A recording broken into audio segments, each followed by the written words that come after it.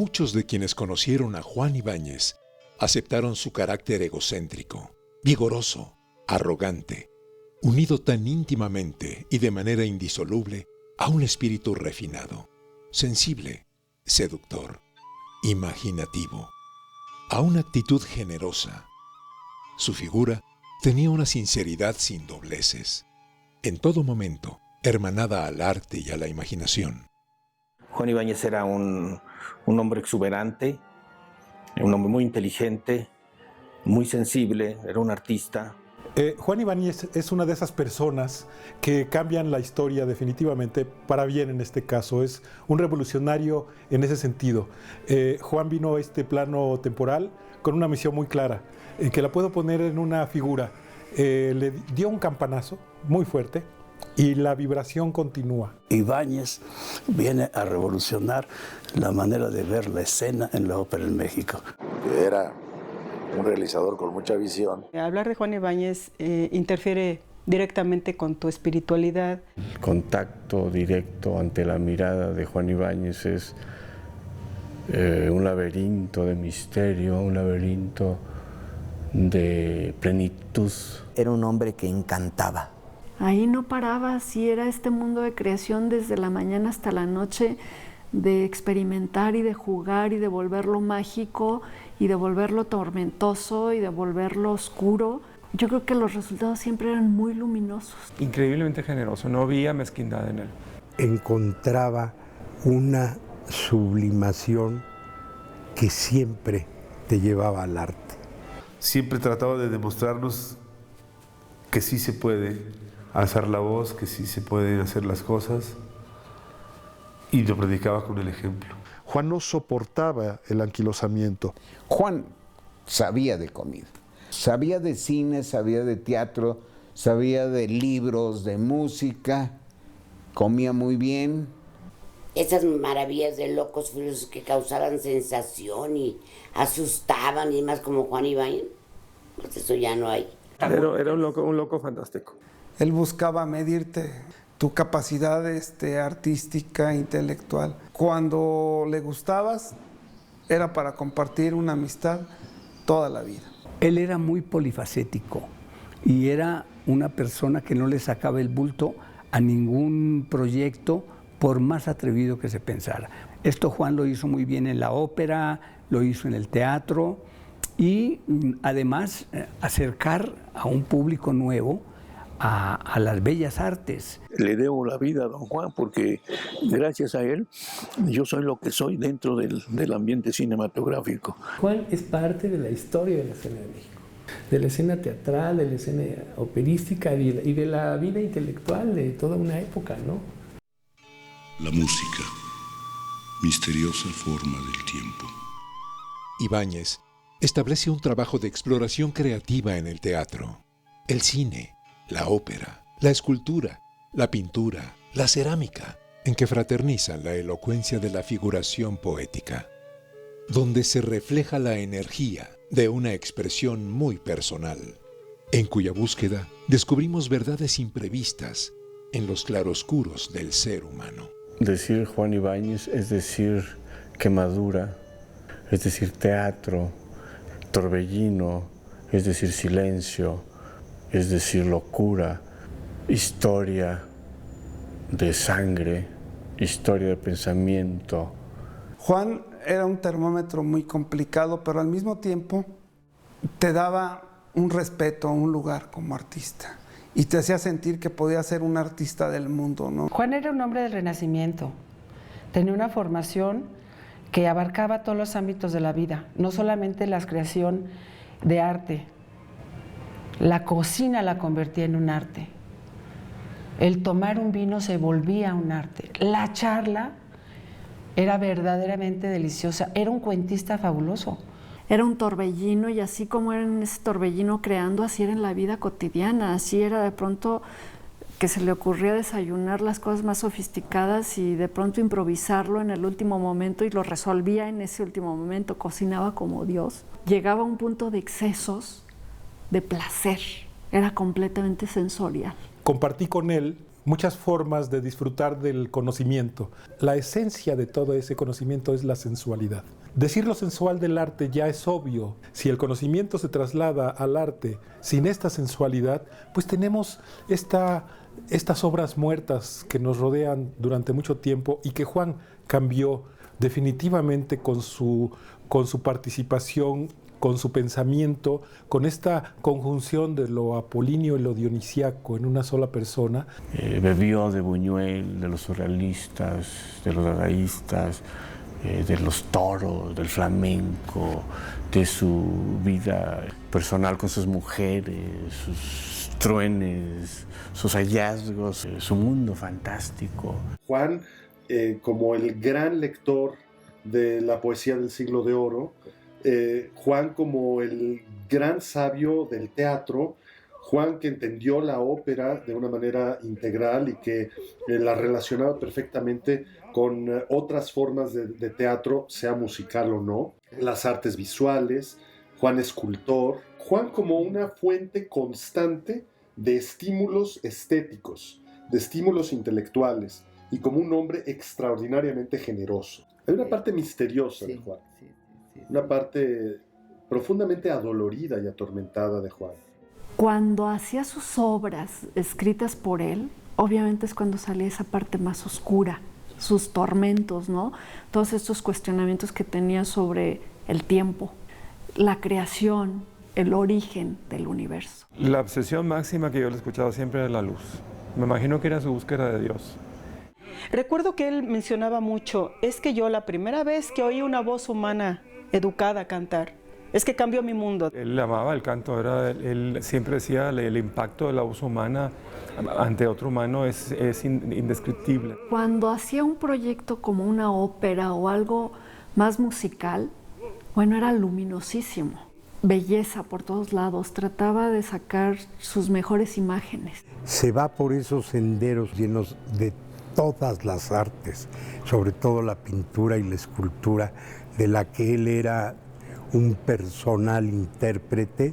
Todo eso lo nutría, lo llevaba al escenario de una manera personalísima. Ahí están sus puestas en escena.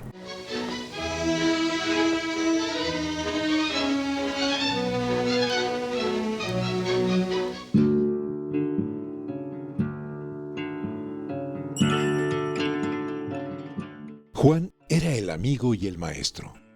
En buena parte de los testimonios que se han recogido sobre él, existe un deseo por definirlo y explicarse su personalidad. Pero quienes coinciden en opiniones refieren que su temperamento y la intensidad de su espíritu lo volvían indefinible y complejo. Yo creo que hablar de Juan a mí me lleva a un mundo de recuerdos, pues como un viaje a muchas emociones. En el arte se necesitan dos oficios muy importantes, que es la inteligencia y el oficio técnico de lo que hagas. Juan era una de las pocas personas que había conocido yo que mantuviera equilibrado y de una manera muy intensa estos dos oficios. Para lo que hizo y lo que tenía que hacer es que él tenía que imponerse, era un dictador. Era un hombre respetado, era un hombre temido también, pues porque su carácter era fuerte, pero fuerte y generoso al mismo tiempo. Él tenía una serie de condiciones que el que no las cumpliese no podía pertenecer, digamos, entre comillas, al cenáculo del maestro Ibáñez. A la gente que tuvo trato con él, los ha venido a pelar de la piel a todos. No aceptaba ninguna interrupción de la vulgaridad. O hablabas de Pessoa, o hablabas de la creación, o hablabas de la libertad, o hablabas de comida. Se aburría mucho con lo mediocre, con la cotidianidad, con lo que hay que vivir. No lo soportaba. Era penetrante, era tosigador, ofensivo, buen amigo, mal amigo, condicionaba, te retaba, te provocaba. La inteligencia de Juan, la forma de vivir de Juan y cómo lo compartió, es algo que te marca. La palabra estricta con Juan en cuanto a su relación era la seducción, con hombre o con mujer. El más seductor de todos. Quien fuimos en algún momento tocados por ese hombre, oscilamos en ese mundo. Y a todos los niveles, a nivel emocional, a nivel intelectual, a nivel profesional.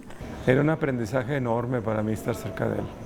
Inspiraba y conspiraba permanentemente en el embrujo de la vida, en el embrujo del misterio. Alguien que te hace ver las cosas sin engaños. Juan siempre quiso estar a la vanguardia de todo. Era muy interesado en todos estos temas, sobre el tiempo, sobre la física cuántica. Su energía era tan brutal que no sabemos cómo no se murió antes. Yo siempre he dicho que Juan vivió varias vidas. Era una apetencia insaciable. En religión, en toros, en arte, en conocimiento, en libros, en lectura. Fíjate que la responsabilidad de mantenerte alerta, como bien lo dijiste, y atenta, era altísima. Claro que no podía bajar la guardia en ningún sentido porque te quedabas, ¿no? Una sola vez me lo dijo y no se me olvidó nunca. Me dijo, no te puedes bajar del barco y tienes que ir a mi ritmo, si no, no puedes estar conmigo. Pero si estar con Juan era estar de nervios siempre, por la intensidad que tenía Juan. Porque era implacable también, ¿no? Era muy, muy, muy especial. De manera que había que siempre estar con la antena puesta. Llegamos a poner en Nueva York, en el Hotel Palace, una presentación de ópera, pero de repente, porque nos dieron permiso del hotel, y luego pues, los clientes dijeron, ¿qué pasa aquí? Pues aplaudieron mucho, ¿no? No ocurrencias que tenía Ibáñez, que tenía ocurrencias geniales. Todo lo que hizo Juan tenía su sello. A Juan, que le gustaba la buena vida, tenía el sello Juan Ibáñez. Beber un buen vino era sello Juan Ibáñez.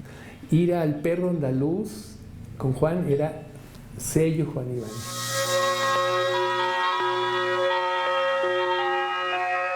La generación de Juan Ibáñez era innovadora y transgresora. Las palabras que definen son revuelta, revolución, rebelión, como señales de una inconformidad soberana. Bueno, es que Juan hace parte de una generación innovadora. Juan Vicente Melo dirigiendo la Casa del Lago y abriendo ese centro cultural a las grandes voces, a Álvaro Mutis, Octavio Paz. Es también la época de Juan José Gurrola. Por estos años, el Teatro Universitario, bajo la conducción del maestro Héctor Azar, obtiene el primer premio internacional de teatro en Nancy, Francia, con la obra Divinas Palabras de Valle Inclán, bajo la dirección de Juan Ibáñez. Había un grupo bastante fuerte de gente intelectual que preocupada por lo que estaba sucediendo en México. Fernando Benítez, Carlos Fuentes, Carlos Monsiváis, de Elena Garro, de Sergio Pitol. La lista es larga, de Rosario Castellanos, de Jorge Ibargüengoitia. Este grupo de creadores logró darle brillo al país y trascender. El tiempo es un invento, una ilusión aritmética para medir lo que no vuelve. Muchas de las acciones de Ibáñez estaban orientadas a la instrucción y a la enseñanza. Practicaba una especie de socratismo, destructor y creador al mismo tiempo. El amigo discípulo tenía que hacer tabla rasa de sus conocimientos y como respuesta había que tener disposición y percepción para un aprendizaje renovado, antiacadémico, que Juan estimulaba como compañero de ruta. Aspecto humano en que era siempre cálido y emotivo. La relación se transformaba en una amistad fraterna. Con Juan era todo nuevo y te enseñaba las cosas más sencillas y te dejaba ver que había algo de profundidad que tenía que ver con el arte y no te lo explicaba así completamente, sino te asomaba y te dejaba que tú lo digirieras a tu manera de ser. Yo creo que esa fue para mí la gran enseñanza con Juan. El rigor que él ponía en sus actuaciones, en sus direcciones, nos servía a todos. No había juego, no había momento de juego, pero no estábamos militarizados, ¿me explico? Cuando estoy en aprietos escénicos que siempre, Juan hubiera hecho esto, hubiera dicho esto. No lo puedo hacer porque no tengo esa verdad, no nace de esa verdad de Juan, pero me conforta o me da otra posibilidad. Ese don se va afianzando, se va reforzando con el acercamiento de la gente con las cuales tratamos. Y el comienzo fue bueno para mí porque me tocó un buen comienzo con don Juan Ibáñez. Él me enseñó a respetar al compañero, respetar las indicaciones que él daba, respetar el guión, me aceptó, me dejó trabajar, me dio la confianza de desarrollarme como ser humano, como actor, ¿verdad? Yo no necesité a Stanislavski encontrando a Juan Ibáñez ahí. De alguna manera mi vida se marcó desde el principio por una personalidad tan fuerte y tan importante. Y yo recuerdo una frase de Juan que me decía frecuentemente, decía, créetela, porque si tú no te la crees, no se la cree nadie. Fue mi maestro, mi director de escena, pero también fue un amigo entrañable y un maestro de la vida. Son de esas experiencias que te tatúan el espíritu, que te tatúan la vida, que te tatúan el corazón, el alma, y buscas tu propio camino.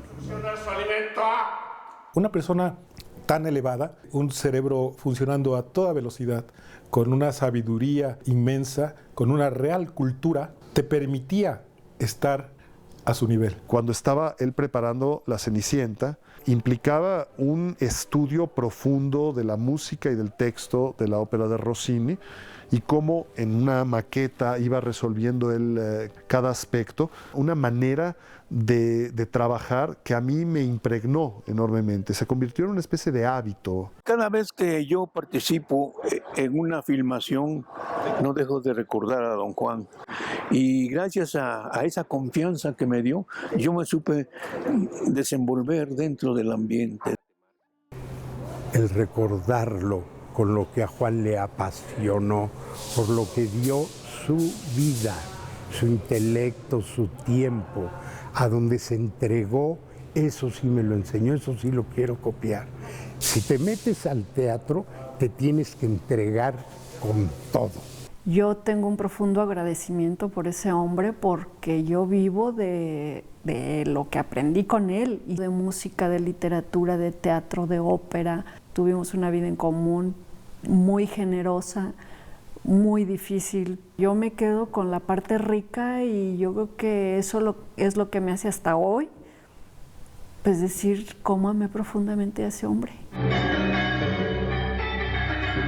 Todas las aventuras que te platicaba y las mismas que te invitaba a hacer. Nunca escatimó ni el cariño, ni la sabiduría, ni nada, ni los bienes materiales. Todo lo que tenía Juan a su alcance lo prodigaba. Yo conocí a ese Juan noble, a ese Juan bueno. Yo sé que podía ser ángel y demonio. Yo conocí las dos partes de Juan. Pero cuando él era un ángel, era un ángel. No te amenazaba nunca como amigo, pero sí te prevenía sobre ciertas cosas. Estaba siempre incitándonos a que hiciéramos cosas, todo menos la pasividad, ¿no? Pugnando porque reflexionáramos, porque nos formáramos, porque leyéramos, porque tuviéramos una actitud crítica. Nos subía a un estribo de hacer cosas que posiblemente dudáramos poderlas hacer. ¿Cuántos artistas locales empezaron a trabajar otros materiales porque él les pedía una extensión de su talento? La belleza de tener un diálogo con un provocador. Él decía, por ejemplo, la mejor dirección es la que no se nota. Cómo hacer visible lo invisible. Qué fortuna haber estado cerca de él. Gran provocador. Y eso, no hay duda, a todos nos ayudó a poner en orden muchas cosas o en desorden muchas cosas, que valía la pena también ponerlas en desorden. Nada se repite. Todo es un acto de magia infinito. Claro que tienen un peso en la historia del cine.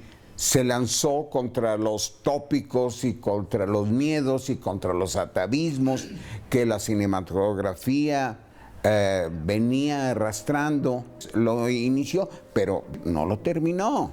Pensemos en Los Caifanes, Alma Pura, en un documental que hizo sobre los toros. Tenía un diálogo permanente con la muerte. Mis ojos insomnes Me acecha y me enamora con su ojo lánguido. Anda, boquilla del rubor helado. Anda, vámonos al diablo. Sus antecedentes judíos nadie los toma en cuenta. Por eso su acercamiento, él lo decía, a Buñuel, su actitud profundamente religiosa que él no aceptaba. No es que fuera una pose, su ateísmo lo retrotraía a su formación judía. La generala, esos esperpentos de los que tú hablas, son religiosos. Ah, en su coche. Sí, nomás lo dejé para ver quién preguntaba. Caifán es el que las puede.